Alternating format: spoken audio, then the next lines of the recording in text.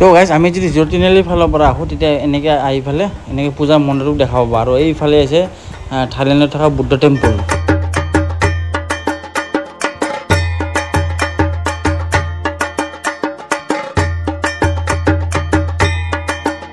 তো গাইজ এই আছে গীতানগৰ সাৰ্বজনীন দুৰ্গা পূজা আৰু পিছফালে দেখিছে ডাঙৰ ওখ একদম বুদ্ধ টেম্পল বনোৱা হৈ গৈছে চব থাইলেণ্ডৰ বুদ্ধ টেম্পল। তো বলক আমি একদম ভিতৰ পিনে যাওঁ আৰু কেনেকৈ কি পূজা বনাইছে সকলোখিনি চাওঁ।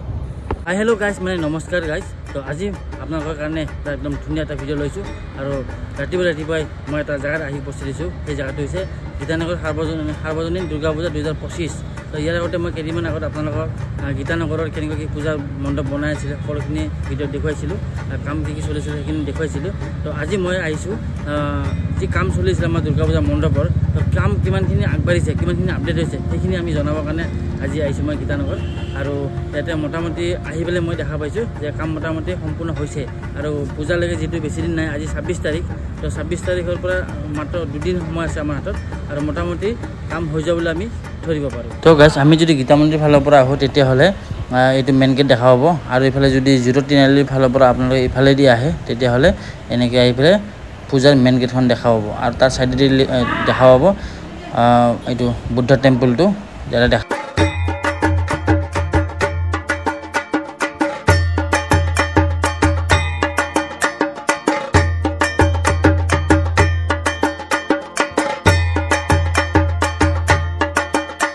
আৰু গাইজ আপোনালোকে যদি চাই ইফালে এইটো মেইন মন্দিৰ দেখা পাব, এইটো হৈছে বুদ্ধদেৱৰ থাইলেণ্ডত থকা বুদ্ধৰ মন্দিৰ। তো এইটো হৈছে মেইন মন্দিৰ আৰু ইফালে এটা আছে আৰু ইফালে এটা আছে আৰু এইটো হৈছে একদম মেইন হেৰি আৰু এইটো হৈছে মেইন দুৱাৰমুখ হা। আৰু ইফালে যদি চাব যায় কাৰ্যালয় আছে ইফালে আৰু ইফালে আছে ওচৰত দোকান পোহৰ, মানে দোকান ইয়াতে দিব আৰু একদম ধুনীয়া স্পেচ আছে আৰু জেগাটো চাওক মানে বহুত ডাঙৰ এটা মানে ফ্ৰী এৰিয়া, যাতে মানুহসকলকে ধুনীয়াকৈ আপোনালোকে ইয়াতে এবাৰ মানে কি পূজা উপভোগ কৰিব পাৰে। তো গাইজ আমি যে চাব যাওঁ ইয়াতে থাইলেণ্ডত থকা বুদ্ধদেৱৰ বুদ্ধ টেম্পল বনোৱা হৈছে আৰু ইয়াতে যে আমি চাব যাওঁ ইয়াতে 3টা মন্দিৰ বনোৱা গৈছে। মাজত যিটো দেখা পাইছে এইটো মেইন মন্দিৰ। তো গাইজ গুৱাহাটীৰ টপ 10 গুৱাহাটী পূজাবিলাকৰ ভিতৰত টপ 10ত এইটো নাম্বাৰ 1 আছে গীতানগৰ পূজা। তো ইয়াতে এবাৰ বনোৱা হৈছে থাইলেণ্ডত থকা বুদ্ধ টেম্পল। তো মোৰ পিছফালে দেখা পাইছে এইটো একদম মেইন ডাঙৰ মন্দিৰ আৰু ইফালে ছাইডত এটা আছে ইফালে এটা আছে, মানে টোটেল আপোনাৰ 3টা মন্দিৰ ইয়াতে বনোৱা গৈছে। তো গাইজ দাদাই কোৱা মতে আমাৰ মন্দিৰৰ কাম মোটামুটি প্ৰায় শেষ হৈছে আৰু এতিয়া চাওক আপোনালোকে দেখা পাইছে। তো এইটো 3 মাহ আগৰ পৰা ইয়াতে মন্দিৰৰ কাম মানে আৰম্ভ হৈছিল। তো বৰ্তমান ফাইনেলি আপোনালোকে দেখা পাইছোঁ ইয়াতে কাম মোটামুটি হৈছে আৰু দাদাই আমাক জনালে কাম মোটামুটি সম্পূৰ্ণ শেষ হৈ গৈছে ন দাদা। তো আৰু পূজালৈকে মাত্ৰ যিটো 2 দিনে আছে আৰু এনে কি কৰিব লগা কাম আছে? তাৰমানে এতিয়া আমাৰ বৰ্তমান পূজাৰ কামখিনি গোটেইখিনি শেষ হৈছে, পেণ্ডেলৰ কামখিনি শেষ হৈছে আৰু বাহিৰা অলপ চাফ চিকুণৰ পৰা কিবা অলপ কাম আছে আৰু আপুনি এতিয়া কিমানমান আগৰ পৰা কাম কৰি আছে? 3 বছৰ এইটোত না এইটো এইবাৰ যে পূজাৰ মণ্ডপটো বনাই আছে আপুনি এনে কিমানমানৰ পৰা কাম কৰিছে এইবাৰ পূজাত? এবাৰ 3 বছৰমান কৰি আছে আগৰ পৰা মানে প্ৰতি বছৰে কৰি আছে। আচ্ছা, আপোনাৰ নামটো? তো আমাৰ ৰাইজক কি ক'ব? সকলোকে পূজাৰ সময় মাতিব নাই? আমাৰ ৰাইজক কৈ দিয়ক যে সকলোৱে আহিব পূজা চাব আৰু যেতিয়া আহিব আপোনাক লগ পাব নাই মানুহবিলাকে? আপুনি ইয়াতে থাকিব। তো গাইজ এই দাদাজনক চাব, যেতিয়া আহিব আপোনালোকে দাদাজন এবাৰ আহিলে মাত দি যাব, কাৰণ কি তেখেতে বহুত কষ্ট কৰিছে আৰম্ভণিৰ পৰাই কষ্ট কৰিছে। তো ইমান কি ধুনীয়াকৈ বনাই ৰেডি কৰিলে আপোনালোকৰ কাৰণে। তো আহিলে যদি দাদাক এবাৰ লগ পাই চিনি পায় আপোনালোকে একবাৰ হ'লে মাত দি যাব। আৰু ইফালে কি দোকানবিলাক বনাইছে নেকি?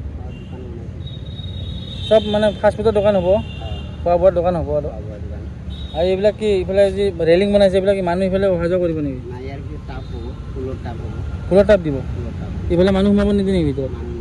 মানুহবিলাক বাহিৰে চাব।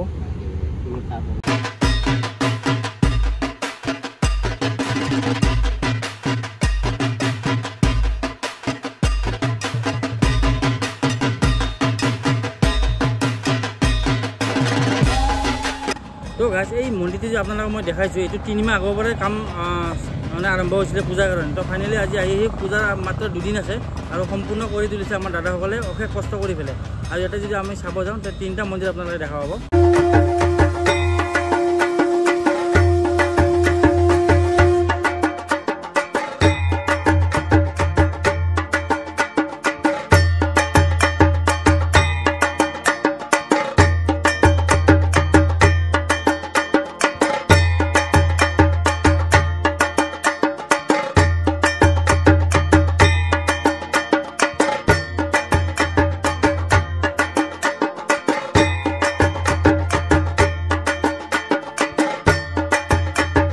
এইফালে আছে গাছ কেম্পা পুৰা একদম ফাষ্টফুডৰ দোকান হ'ব এইফালে আৰু এইফালে ফাষ্টফুডৰ দোকান আছে আৰু এনেকৈ এইটো হৈছে মেইন কাৰ্যালয়